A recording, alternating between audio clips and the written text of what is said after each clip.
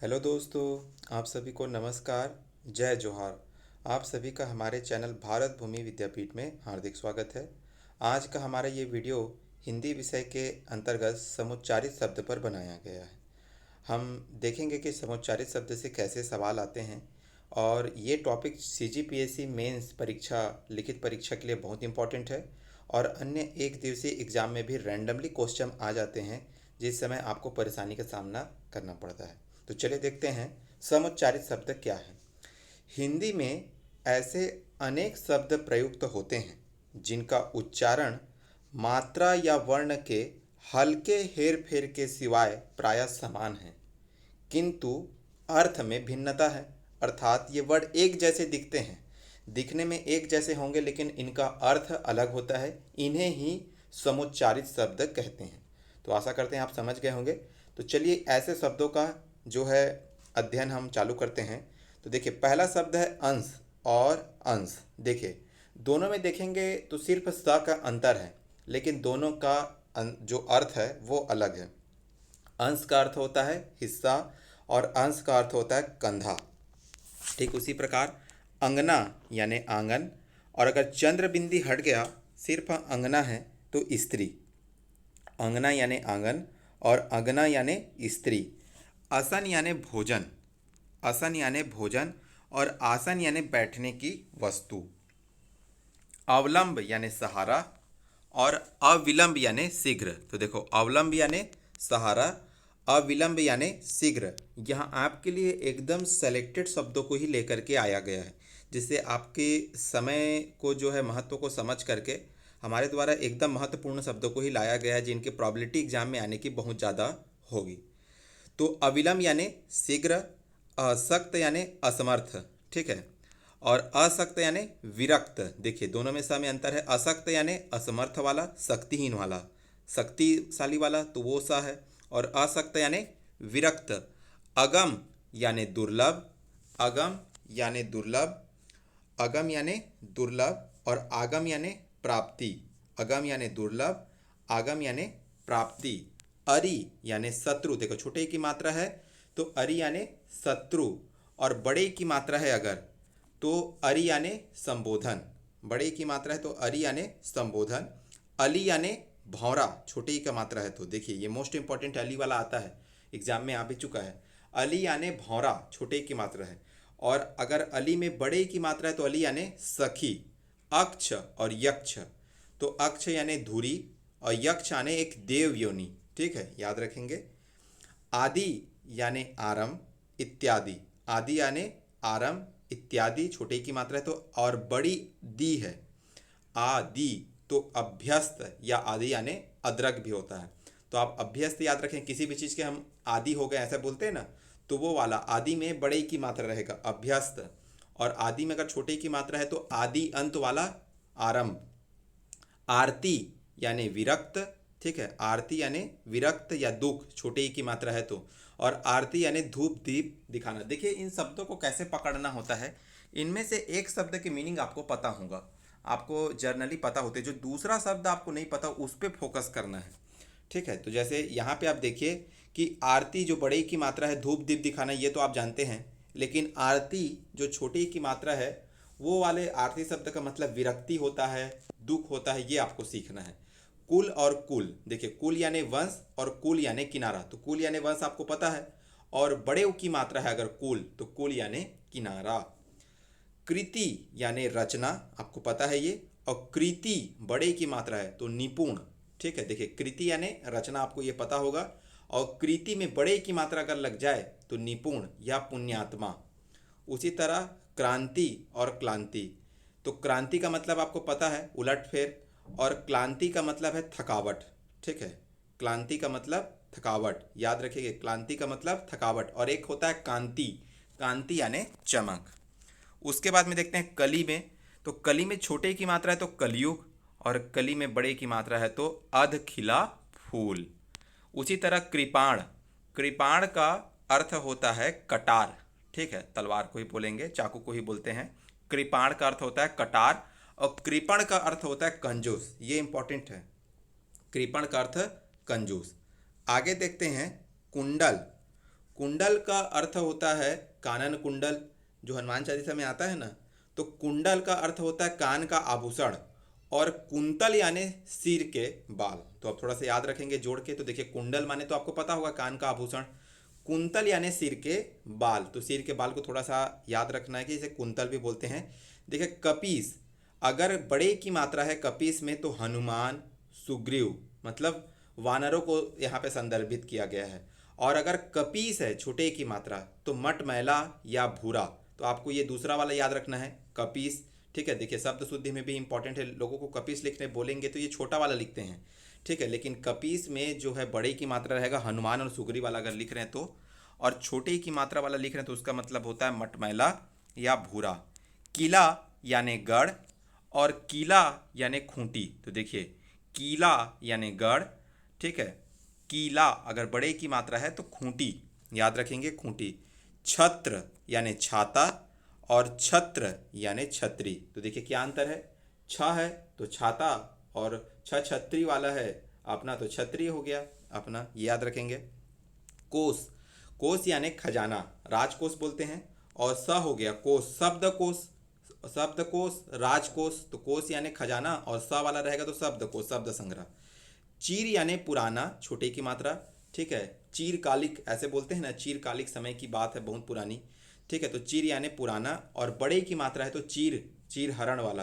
तो चीर यानी कपड़ा, चीर हरण, कपड़े का हरण किया गया था महाभारत में, वही है। उसके बाद में देखते हैं चतुष्पद यानी जानवर या चौपाया को बोलते हैं जिसके 4 पैर है। और चतुष्पद ये होगा चौराहा। ठीक है, देखिए ज़्यादा अंतर नहीं है, मात्रे का ही अंतर है। जगत यानी कुएं का, ठीक है, कुएं का जो है चौतरा, ठीक है, कुएं का जो है चौरा जो बना होगा किनारे में। और जगत यानी संसार, ठीक है, याद रखेंगे। उसके बाद में टूक यानी थोड़ा, छोटे की मात्रा है, टूक यानी थोड़ा। और टूक बड़े की मात्रा है तो टुकड़ा। तो देखिए टुकड़ा में ड़ा हटा देंगे तो वाला सेम टू सेम है। और टूक यानी थोड़ा, जैसे कहते हैं ना कुछ ने 2 टूक बात में अपनी सारी व्यथा सुना दी, तो वही टूक यानी थोड़ा। और बड़े की मात्रा है तो टुकड़ा।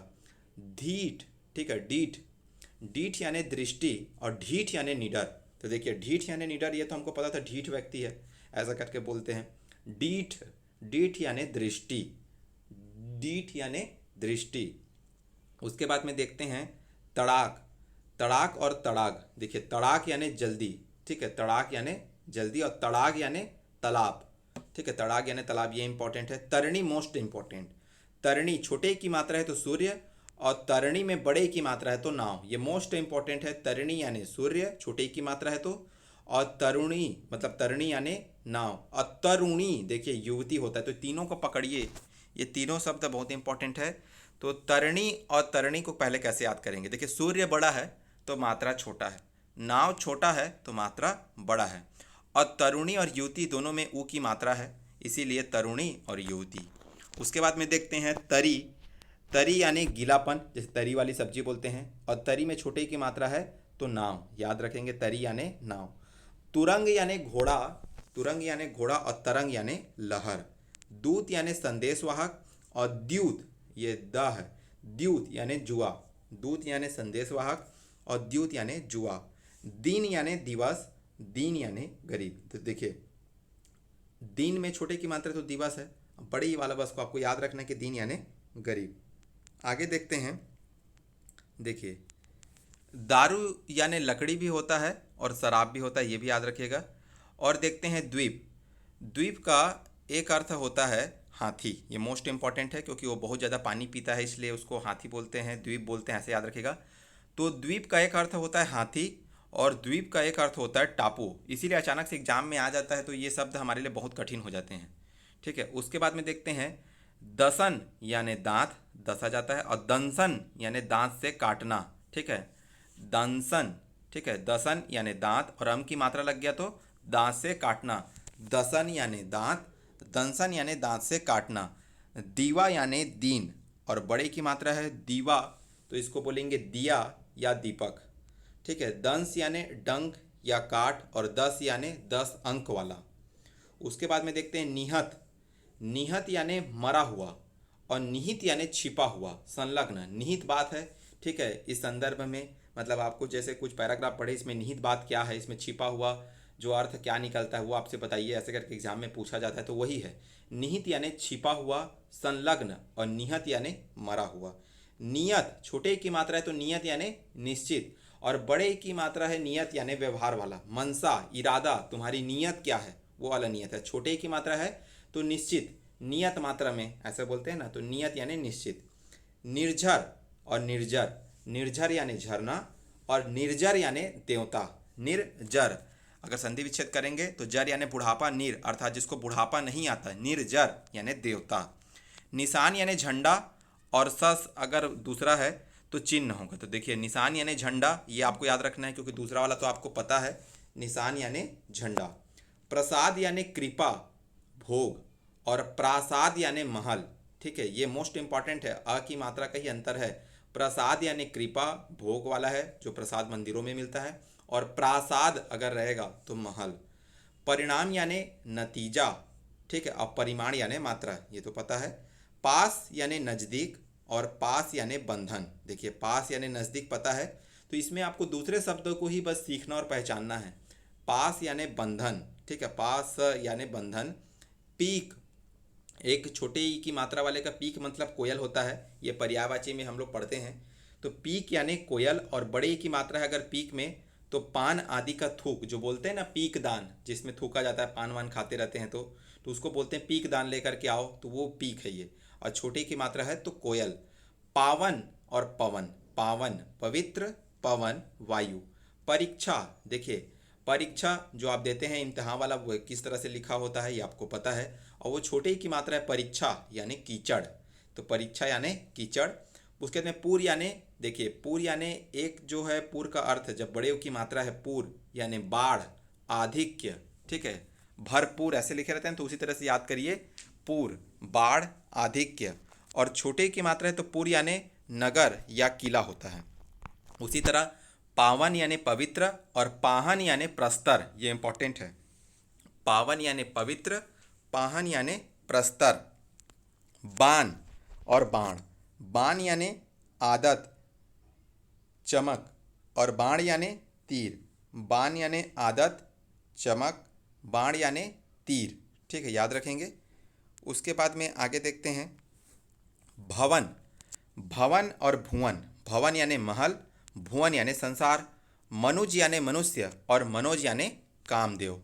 रोचक अर्थात रुचने वाला, ठीक है, रोचक अर्थात रुचने वाला, रुचिकर जो हमको अच्छा लगता है, रोचक वस्तु कोई जो हमको जिस पे इंटरेस्ट आता है। और रेचक यानी दस्तावर, ठीक है। लवण यानी नमक, और लवन यानी खेती की कटाई, ठीक है। देखिए लवण यानी नमक और लवन यानी खेती की कटाई को बोला जाता है। लूटना, छोटे की मात्रा है तो लुटा जाना, और बड़े की मात्रा है तो लूट लेना। देखिए ये बहुत इंपॉर्टेंट है, छोटे की मात्रा मतलब कम हो गया तो लुटा जाना, और लूटना बड़े की मात्रा ज़्यादा हो गया मतलब लूट लेना। सर और सर, सर यानी तालाब, ठीक है, सर यानी तालाब, और सर यानी बाण या तीर, ये इंपॉर्टेंट है। उसी तरह सूर, देखिए सूर यानी देवता, छोटे की मात्रा है तो, और बड़े वाला है सूरदास वाला तो अंधा, और इसका एक अर्थ होगा सूर्य भी। और अपना सलजम वाला है सूर, तो सूर यानी वीर होता है, सूरवीर वाला। और सूत यानी बेटा, ठीक है, छोटे की मात्रा है सूत यानी बेटा, और बड़ों की मात्रा है तो सारथी, ठीक है, याद रखिएगा। सूत यानी बेटा, सूत, सुता, तनय, तनया हम लोग पढ़ते हैं पर्यायवाची में, उसी तरह याद रखेंगे सूत यानी बेटा, और सूता यानी बेटी होता है। तो उसी तरह बड़े की मात्रा है सूत तो सारथी। सूची देखते हैं, सूची में अगर छोटे की मात्रा है, ठीक है, सूची में देखिए अपना छोटे की मात्रा सूची में तो सूची है, और जो बड़े की मात्रा वाला है तो उसका मतलब होता है विषय क्रम। उसके बाद में देखते हैं अमित, अमित यानी अत्यधिक, और अमित यानी शत्रु। अमित, मित यानी मित्र, अमित मतलब वो किसी का मित्र नहीं है अर्थात शत्रु। अमित यानी अत्यधिक। अश्व यानी घोड़ा, और अश्व यानी निर्धन। तो देखिए इसमें दूसरा वर्ड ही आपको सीखना है, अश्व यानी निर्धन। अम्बुज यानी कमल, अम्बुधि यानी सागर। अर्ध, अर्ध यानी पूजनीय, और अर्ध यानी मूल्य, ठीक है, ये इंपॉर्टेंट है। अर्ध यानी पूजनीय, और अर्ध यानी मूल्य। उसके बाद देखते हैं अज यानी बकरा, अजन्मा, अज का अर्थ होता है बकरा या अजन्मा। और अज्ञ का अर्थ होता है मूर्ख। आवृत्ति जीवन का अभाव, आवृत्ति दोहराना, फ्रीक्वेंसी, आवृत्ति दोहराना, आवृत्ति है तो जीवन का अभाव। अंचल यानी किनारा, अचल यानी स्थिर, अचल विचल संपत्ति, अचल संपत्ति बोलते हैं, स्थिर संपत्ति। अंचल यानी किनारा, अचल यानी स्थिर। असक्त यानी शक्तिहीन, असक्त यानी विरक्त, ये पहले आ चुका है। अयस यानी बदनामी, देखिए यश, इसमें आप अगर वर्ड को पकड़ेंगे तो समझ सकते हैं। अ को हटाइए, यश, यश माने मान सम्मान वाला, तो अ लग गया, तो अयस यानी बदनामी। और अयस है, ठीक है, छोटा सा है, तो अयस यानी लोहा। उसके बाद में देखते हैं अजर और अजीर, मोस्ट इंपॉर्टेंट। अजर यानी जो बूढ़ा ना हो, और अजीर यानी आंगन। अंत यानी समाप्त, अंत समाप्त। और अंत्य यानी निकृष्ट, अंत्य यानी निकृष्ट, ये सीखना है आपको, अंत्य यानी निकृष्ट। अपेक्षा माने इच्छा, और उपेक्षा यानी अनादर, मोस्ट इंपॉर्टेंट। आपके द्वारा ये अपेक्षित है, ठीक है, मतलब इच्छित है, तो अपेक्षा यानी इच्छा, अपेक्षा करना, इच्छा करना। और उपेक्षा यानी अनादर। अम्ब यानी पिता माता, और अम्बु यानी जल। अम्ब, ठीक है, अम्ब यानी पिता माता, अम्बु यानी जल। अभिज्ञ यानी जानकार, ठीक है, अभिज्ञ यानी जानकार। अविज्ञ यानी अज्ञानी। अनुसार, अनुकूल, अनुसार यानी अनुकूल, इसके अनुसार मतलब इसके अनुकूल, ऐसे करके। अनुस्वार एक अनुनासिक वर्ण जो अम आहा को बोलेंगे। अचित यानी बिखरा हुआ, अचित यानी बिखरा हुआ। और अचित जो समझ में ना आए, ठीक है, अचित यानी बिखरा हुआ, और अचित जो समय में ना आए, इसमें मात्रा का अंतर होगा, थोड़ा सा यहाँ पे थोड़ा सा मिस्टेक हो गया है शायद। चलिए फिर आगे देखते हैं। अगम यानी दुर्लभ, अगम यानी दुर्लभ। आगम यानी प्राप्ति, ठीक है, अगम यानी दुर्लभ, ठीक है, अगम यानी दुर्लभ, आगम यानी प्राप्ति या शास्त्र, ठीक है, आगम यानी याद रखेंगे। अतल यानी तलहीन, अतल यानी तलहीन। अतुल जिसकी तुलना ना हो, अतल तलहीन, अतुल जिसकी तुलना ना हो। अवग्रह यानी बाधा, ठीक है, अवग्रह यानी बाधा, गति अवरोधक ऐसे बोलते हैं। अवग्रह यानी बाधा या रुकावट। अवग्रहण यानी अपमान, अवग्रहण यानी अपमान। अर्थी, ठीक है, देखिए सिंपल है, अर्थी यानी जनाजा। और अर्थी यानी याचक, जो आवेदन पत्र में लिखते हैं ना अपना ऐसे करके, तो ये अर्थी यानी याचक, ये याद रखेंगे। उसके बाद में देखते हैं अस्त्र यानी आंसू, ठीक है, अस्त्र यानी आंसू, और अस्त्र यानी हथियार भी होता है। अस्त्र यानी आंसू भी होता है, और अस्त्र यानी हथियार भी होता है। अधम यानी नीच, अधर्म यानी पाप, अधम यानी नीच, अधर्म यानी पाप। उसके बाद में देखते हैं अस्म यानी पत्थर, मोस्ट इंपॉर्टेंट, अस्म यानी पत्थर। और अश्व यानी घोड़ा। अभ्यास, देखिए छोटा सा और बड़ा सा है, अगर छोटा सा है तो आदत अभ्यास वाला, ये आपको पता है। और अभ्यास अभी पहले भी आया है, ये अभ्यास यानी पास या निकट। अनुदित यानी नहीं कहा, अनुदित, ठीक है, नहीं कहा, नहीं उगा, ठीक है। अनुदित, अनुमादित, ठीक है, ये देखिए छोटे ऊ की मात्रा बड़े ऊ की मात्रा है। अगर छोटे ऊ की मात्रा है अनुदित यानी नहीं कहा, नहीं उगा। और अनुदित का मतलब है अनुवादित। आकर यानी खान, आकर यानी खान। आकार यानी जो है शक्ल सूरत, स्वरूप। आहूत यानी एक यज्ञ, आहूत यानी एक यज्ञ। आहूत बड़े की मात्रा है तो बुलाया हुआ, ठीक है, आहूत यानी बुलाया हुआ। और आहुति देते हैं इसीलिए तो उसी तरीके याद कर लीजिए, आहूत यानी एक यज्ञ, आहूत यानी बुलाया हुआ। आदि यानी आरंभ, और बड़े की मात्रा है तो अदरक या अभ्यस्त, अभी हम लोग देखे थे। आरती यानी दुख, आरती यानी दुख, और आरती में बड़े की मात्रा है तो देवता को धूप दीप दिखाना। आगमी यानी ज्योतिषी, ठीक है, आगमी यानी ज्योतिषी। और आगामी मतलब आने वाला। आस्तिक जो वेदों में विश्वास रखता हो, और आस्तिक यानी ऋषि, देखिए सिर्फ इसमें थोड़ा सा अंतर है प्रोनाउंसिएशन का। आस्तिक, आस्तिक है तो जो वेदों में विश्वास रखता है, और आस्तिक है तो ऋषि, ठीक है, ये इंपॉर्टेंट है, इसको थोड़ा सा याद करेंगे तो याद आ जाएगा, मिलता जुलता है। आस्तिक वेदों में जो विश्वास रखता है, और आस्तिक यानी ऋषि। आगे देखते हैं इत्र यानी सुगंध, इत्र यानी सुगंध। इतर यानी दूसरा, ठीक है, इतर यानी दूसरा, इति यानी समाप्ति, और बड़े की मात्रा है इति यानी सस्य विहीन, सस्य विहीन। इंदु यानी चंद्रमा और इंदूर यानी चूहा, इंदु यानी चंद्रमा, इंदूर यानी चूहा। उसके बाद में ईसा आपको याद रखना है। ईसा का एक अर्थ होता है हल्की लंबी लकड़ी, ईसा, और ईसा का एक अर्थ होता है दुर्गा। उपकार और अपकार याद रखना है। उपकार यानी भलाई और अपकार यानी बुराई, ये मोस्ट इंपॉर्टेंट है। उपकार यानी भलाई, अपकार यानी बुराई। उपल, ये भी इंपॉर्टेंट है। उपल यानी पत्थर या ओला, और उपला यानी कंडा, ठीक है। उपल यानी पत्थर, उपला यानी कंडा, और एक होता है उत्पल यानी कमल होता है। उपयुक्त यानी उचित, उपरयुक्त यानी ऊपर कहा हुआ, उपयुक्त व्यक्ति यानी उचित व्यक्ति, उपरयुक्त मतलब ऊपर कहा हुआ। उपल यानी ओला और पत्थर, और देखिए आ गया उत्पल यानी कमल। उऋण यानी ऋण मुक्त, और उरण यानी टेढ़ा मेढ़ा, ठीक है। उऋण यानी ऋण मुक्त, उरण यानी टेढ़ा मेढ़ा। ऊसर यानी बंजर भूमि, ऊसर यानी बंजर भूमि। अवसर यानी अवसर, मौका। ऊसर बंजर भूमि, बंजर भूमि को ऊसर बोला जाता है, और अवसर मतलब अवसर वाला। कुल यानी वंश, और कुल मतलब किनारा। कृत अर्थात किया हुआ, ये कृत किसका है ऐसे बोलते हैं ना, तो ये कृत यानी किया हुआ, और कृत यानी खरीदा हुआ। उसके बाद में कुंजर यानी नीच पुरुष, ठीक है। कंजर, कंजर यानी नीच पुरुष, और कुंजर यानी हाथी, ये इंपॉर्टेंट है। कंजर यानी नीच पुरुष, अपना कुंजर यानी हाथी।